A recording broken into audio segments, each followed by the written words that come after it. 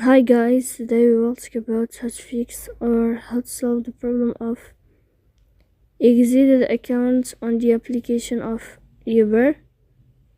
You click on settings.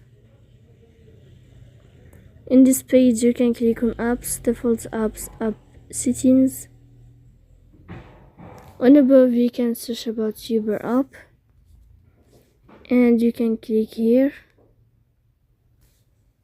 Then you can click on first stop and you can click OK.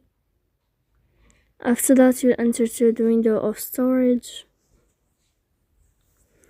Here you can click clear cache. In the end you can turn off your Wi-Fi and you can turn on your Wi-Fi again.